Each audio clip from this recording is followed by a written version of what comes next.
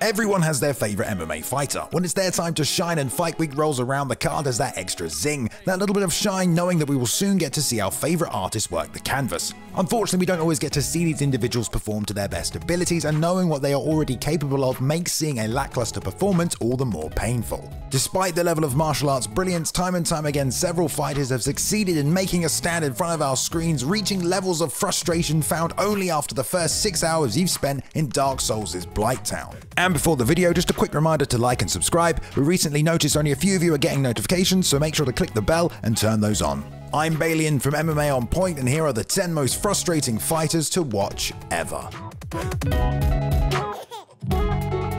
Number 10. CHAEL SONNEN.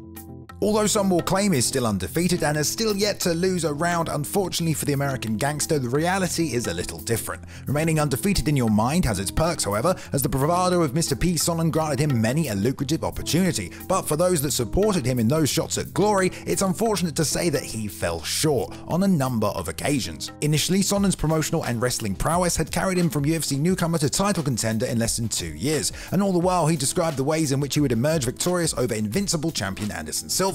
As you'll most likely know, he put a beating on Silva for 4.5 rounds before tapping in the 5th. Yes, that does seem frustrating, doesn't it? To witness your favourite fighter dominate for 23 minutes, then in classic bad guy fashion be defeated by the hero in the final act. Unfortunately for CHAEL, this was only the beginning. His performance in the rematch paled in comparison, and the spinning back fist he decided to throw had his wrestling fans in equal parts heartbreak and disbelief, as if they'd just reached the ending of Mass Effect 3. Subsequently, he talked himself into a title shot with John Jones and once again found himself at the deep end of the pool with one of the best martial artists in the world, held afloat only by a raft made of his own trash talk. He'd go on to add to fans' resentments with back-to-back first-round losses against Rashad and Tito Ortiz, fights in which he just wasn't able to get the game plan going and looked like he didn't even belong in the same cage. Number 9. FABRICIO WERDUM. If you draw up the list of names on Vicar Vaio's hit list, you'll find some of the greatest heavyweights in MMA history, including Cain Velasquez, Alistair Overeem, Big Nog, and Fedor Emelianenko, all of whom were finished by the former UFC champion. What unfortunately didn't change throughout his career was his choice of rather interesting tactics. This includes making funny faces at his opponents, pointing at the mat and calling out the 10-second clap as rounds are ending. Oh, and flying sidekicks, but those are just cool. In his second fight with Alistair Overeem, despite the Demolition Man being tapped by the Brazilian in his first outing, and that he was coming off the back of his stunning submission victory over Fedor, WERDUM proceeded to beg Alistair to join him on the mat as he continued to pull guard and failed on 11 takedown attempts in the first round. Crawl atop me and meet your doom! The Reem was of course having none of it, continued with his best Morpheus impression calling him back to the feet, and nothing but boos preceded Fabricio's attempts to keep the fight there. Frustrating not only for fans of WERDUM who surely expected better having just beat the consensus heavyweight GOAT, but also for everyone watching the fight as it was clear Overeem was not going to engage in a ground battle. Unfortunately, the worst of it came against Stipe Miocic in his home country as he lost his belt when choosing to recklessly charge a retreating Stipe who slept the Brazilian in front of a very discontented home crowd. Number 8. Anderson Silva. The Spider may have been superhuman inside the octagon and even in his prime may have given Bonesaw a run for his money, but that didn't prevent him from putting on some downright frustrating performances, ones that saw him lose fans and activate the ever-dormant volcano in Dana's head. The first of these came against Thales Leites at UFC 97. Up until this point, Anderson had done nothing but finish each of his UFC opponents, and the same was expected here. Silva was clearly the superior striker on the feet, but unlike in previous performances, never seemed to push for the finish. Leites spent a good deal of time on his back with the Spider content to just kick at his legs, and shockingly the fight went the full 5 rounds with Leites only landing 10 significant strikes. The media along with fans began to question why Anderson didn't simply put away what seemed to be a wounded animal, and this pattern continued at UFC 112 against Damian Maia. This time he added some Roy Jones Jr.-like taunts throughout the fight, urging Maia to engage while everyone at home watched waiting for Silva to steamroll him at any moment. But he didn't, and all the while Maia made it to the 5th round, yes 20 minutes of fighting, having only landed 5 punches. Dana was furious, and this may have been the very fight to ruin the chances of Anderson Silva vs GSP ever happening, with the president left telling media, "I don't want to see that fight now. He doesn't deserve to fight GSP." Number 7. MIRKO CROCOP. When you look back on the significance of the UFC's merger with Pride, it's hard to believe something like that ever happening again. The Japanese promotion's roster was stacked with world-class talent and competitors, true elite martial artists who had already proved themselves on the biggest stage, and were already superstars just waiting to be matched with the UFC's roster. Among the many arrivals was the highly anticipated UFC debut of MIRKO CROCOP, a man whose head kick KOs had earned him a place amongst the best strikers in martial arts history. Unfortunately for CROCOP fans, MIRKO was simply unable to replicate this in the UFC. His debut went perfectly as he literally marched through a wild Eddie Sanchez, but subsequently met Gabriel Gonzaga, who took him down, introduced him to UFC elbows on the ground, and just as the commentators were done talking about CROCOP's decision not to train in a cage as his head was being smashed against it, fired a head kick that instantly KO'd the Pride legend. But what about the kicks of CROCOP? His next contest with Czech Congo would see him go an entire 10 minutes throwing only one kick, causing ocarina of time water temple levels of frustration amongst the Croatian fans in a fight where he went on to lose via unanimous decision. He would return to the UFC 2 years later, where he found his footing a little before ending on a 3-fight losing streak, all by stoppage. Number 6. Quinton Rampage Jackson. Having been a fan of Rampage in Pride, I'm not going to say he didn't have some frustrating performances there. Still, his losses were only to the best. But once he finally hit the UFC and quickly became one of its most popular faces, captured the world title and was finally put in a position to really transcend the sport, we started to see things fall apart, and I must say that it was frustrating. After unifying the Pride and UFC title by defeating Dan Henderson at UFC 75, we began to see the same weaknesses that had been exposed in his losses in Pride. Beginning in his second title defense against Forrest Griffin, he was on the receiving end of a well-rounded assault as Forrest mixed up leg kicks with clinch knees and body kicks as Rampage remained stuck in second gear. He bounced back with 2 more wins, and after the most successful season of The Ultimate Fighter yet, was in prime position to challenge for the title once more. All he had to do was get past Rashad Evans and the combined minds of Trevor Whitman and Greg Jackson's game plan. Easy peasy. It didn't go well, unfortunately, for Rampage, as Rashad baited out his offense and controlled in the clinch and on the ground. Jackson had Evans hurt in the 3rd round but was unable to finish, which piled on to the existing fan frustration. After we saw the same story play out against John Jones, it became clear that Rampage was at an impasse in his career, and his reluctance to evolve and rely on, as he put it, elaborate game plans left most of us defeated. Number 5. Nate Diaz.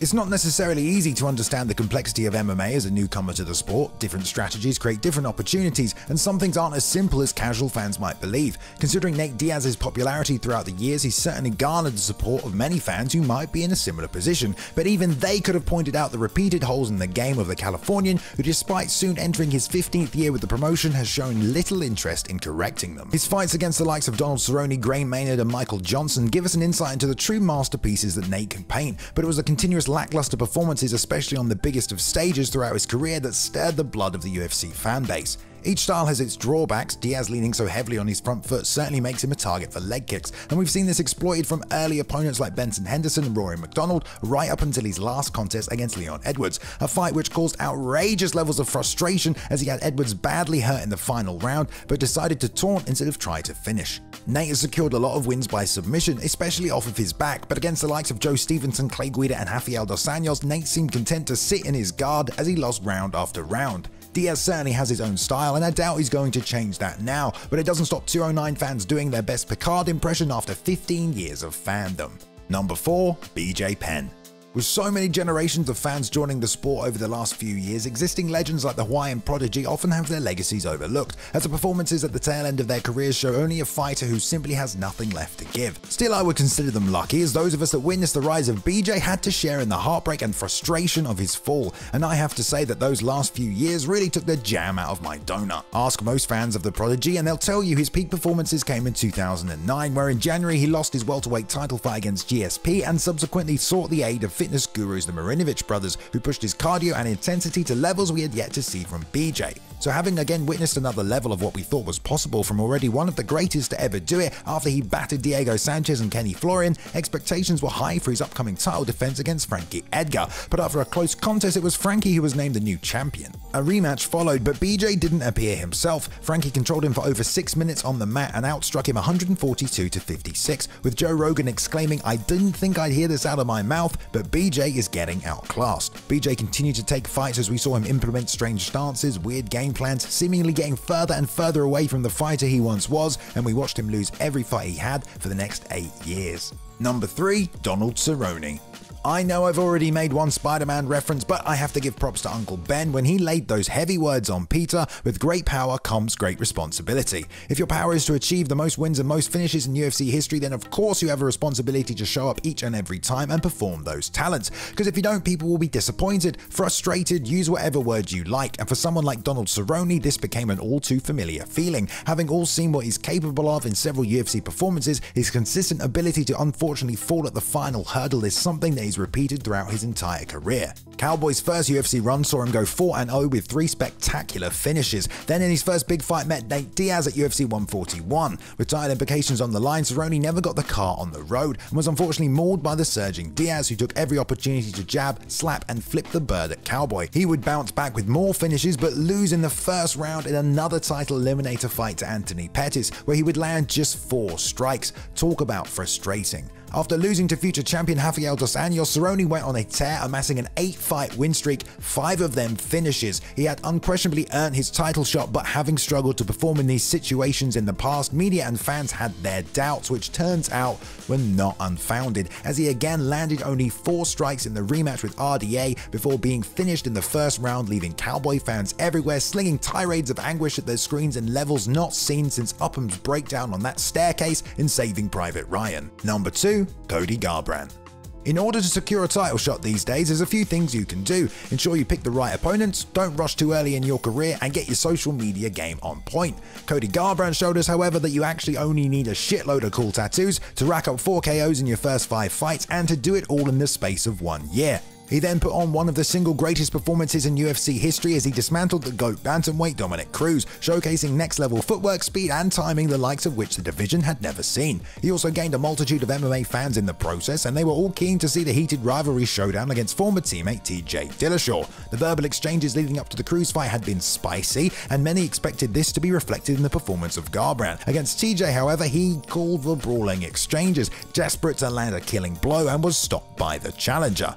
Okay, lesson learned, composure is key. They run it back, and what do you know, we see Cody caught up in exactly the same exchanges, throwing his right hook 3 times in a row and getting cracked by TJ, who poured on the pressure and finished the fight. Still, we hope things will be different against Munoz, but the same Cody went out on his shield, again caught brawling, a far cry from the slick and calculated performances that saw him win his title. Now it seems things are almost heading in the opposite direction, with Cody becoming slightly more gun-shy in his last performance. Number 1. Tyron Woodley. Beginning his days as a wrestler with an unbridled ability to slam opponents into the canvas, the Chosen One established himself as a force in the Strikeforce promotion, as he took out the likes of Tarek Safadine, Jordan Mean and Paul Daly. It wasn't until Strikeforce merged with the UFC that Woodley's right hand became a chin magnet, as he picked up 3 first-round finishes en route to a title shot. In Strikeforce, Tyron had scored 15 takedowns in his 7 appearances, but after his TKO loss to Nate Marquardt, Tyron would only secure 6 more in his next 9 years of competition, and with this we started to see Tyron rely almost solely on his right hand, with the forward pressure and threat of the takedown fading away.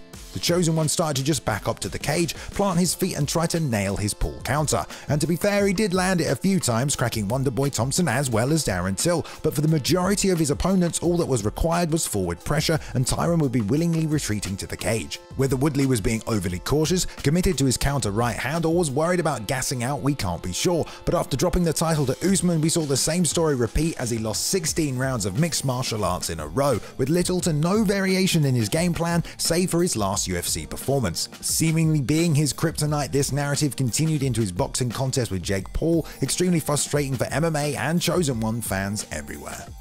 Big shout out and thank you to Max Randall for editing this video. You can follow him on Twitter at Max_Randall. Shout out to Ben Rosette and the excellent music he provided during the intro video. His music can be found on streaming platforms everywhere. There is a link in the description, and follow him at Ben Rosette on Instagram and on Twitter. Thanks so much for watching today, guys. Remember to like and subscribe. I'll see you in the next one.